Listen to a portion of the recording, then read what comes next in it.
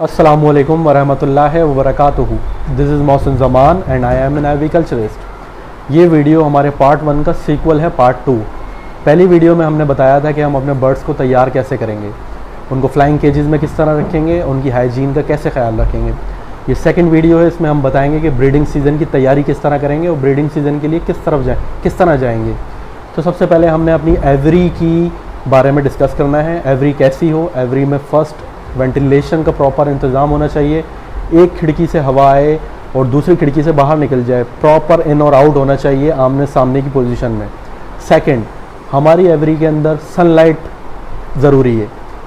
सुबह सादिक की सनलाइट हो तो वेल डन गुड है। सुबह सादिक की किरणें आपके बर्ड्स को पड़ें, कवर करें, वो विटामिन डी जो लेना चाहते हैं उससे ले लें। उसके बाद आप भले से अपने बर्ड्स को एवरी को ढक दें। बंद, अगर इंडोर है तो बंद कर दें गेट वगैरह, और अगर आउटडोर है तो जाली अगर डालनी है तो जाली डाल दें। अब हम आते हैं अपने टॉपिक की तरफ कि हम अपने बर्ड्स की पैदावार किस तरह बढ़ा सकते हैं। तो उसके लिए ज़रूरी है कि फोस्टर पेयर आपके पास होने चाहिए।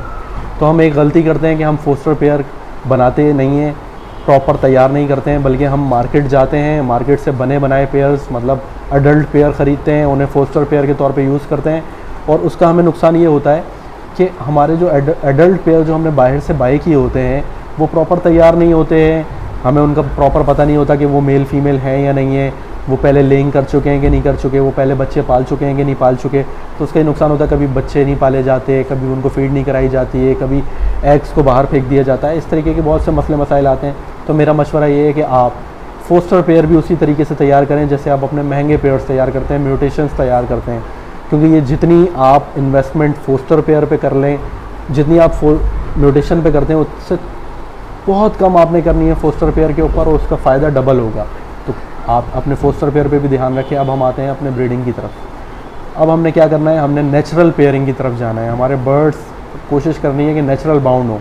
तो उसके लिए क्या करना है, अब आप लोग कहेंगे नेचुरल बाउंड किस तरह हो, हमारे पास तो महदूद वसाइल हैं। तो मैं अपनी एक कोशिश करना चाहता हूँ, एफ़र्ट करना चाहता हूँ, मैं एक मशवरा देना चाहता हूँ कि हम चाहते हैं कि यार ग्रीन ऑफलाइन की प्रोडक्शन बढ़ाएं। तो हमारे पास होते हैं कि 3 ऑफलाइन के मेल हैं और 4-5 ग्रीन यूविंग ऑफलाइन की फ़ीमेल्स हैं। तो हम क्या करें, इन सारे बर्ड्स को, सिर्फ यही कैटेगरी के बर्ड्स, ऑफलाइन कैटेगरी के बर्ड्स को हम एक फ्लाइंग में छोड़ दें तो वो नेचुरल पेयरिंग कर लेंगे। 2 या 1 पेयर नेचुरल बाउंड हो जाएगा।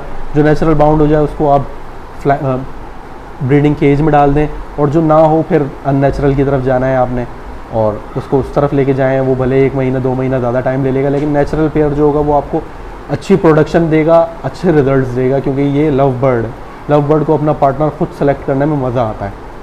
अच्छा, उसके बाद हमने क्या करना है कि मेल फीमेल का पता होना लाजमी है। उसके लिए डीएनए, तो डीएनए के ऊपर आपने ख़ास फोकस करना है।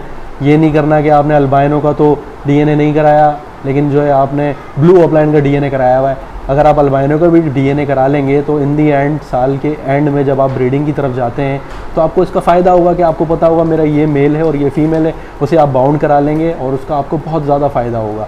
तो आप डीएनए लाजमी कराएं, उससे आपको ये फ़ायदा हो जाएगा कि आपको पता होगा कि मेल फीमेल कौन से हैं। इसके बाद हम आगे बढ़ते हैं और उसकी विटामिन की तरफ जाते हैं।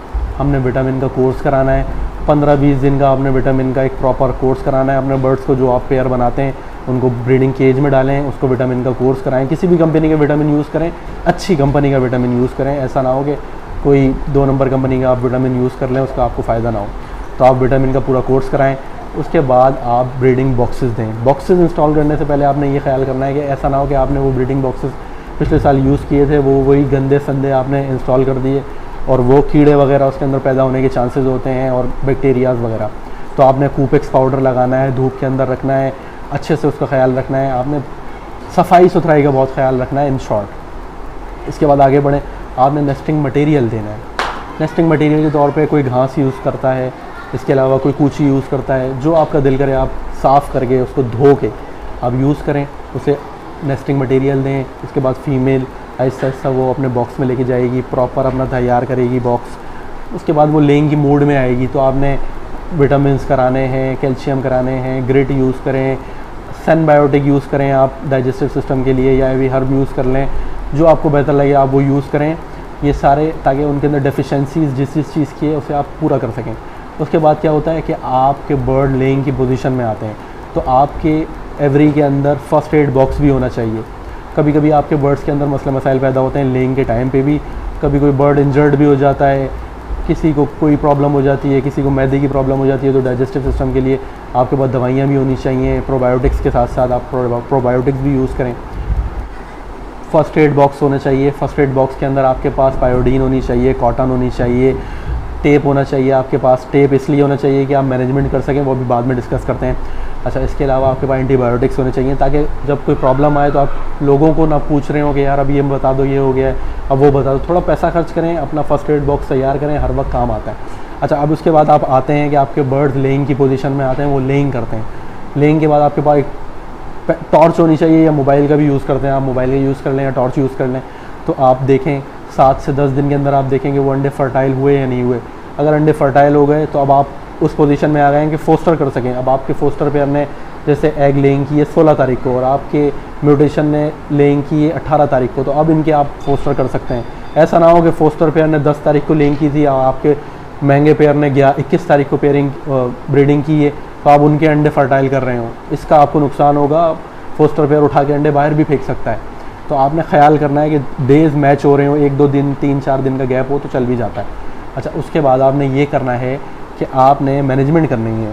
टेप होना चाहिए, बॉक्सेस के ऊपर टेप लगाएं, लेइंग की डेट लिखें, हैचिंग की डेट लिखें, बच्चों फिर एक एक्सेल शीट बना लें अगर आप कर सकते हैं, वरना मैनुअल आप लिख लें कि ये बच्चा ऑफलाइन का स्प्लिट है, ये बच्चा फलाने का स्प्लिट है, ये सारी चीज़ें होनी चाहिए।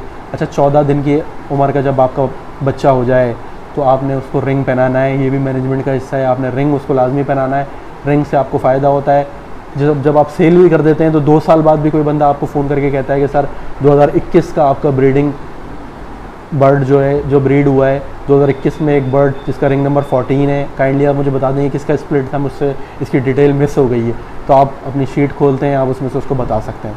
तो मैनेजमेंट बहुत ज़रूरी है, मैनेजमेंट बहुत ज़्यादा ज़रूरी है हर चीज़ की। इसके बाद हम आगे बढ़ते हैं। इसके बाद मैं आप लोगों को ये बताना चाहता हूँ कि मैंने इस टॉपिक के अंदर कोशिश की है कि हर मसले को एड्रेस कर सकूँ, हर जो मसले मसाइल आते हैं उसे एड्रेस कर सकूँ। हो सकता है कि मैं कोई पॉइंट मिस भी कर गया हूँ, तो वो पॉइंट्स मैं इंशाल्लाह अपनी अगली वीडियोस के अंदर कवर करने की कोशिश करूँगा। इसके बाद आप लोगों का शुक्रिया कि आप लोग मेरी वीडियोस को लाइक करते हैं, सब्सक्राइब करते हैं, शेयर भी करते हैं।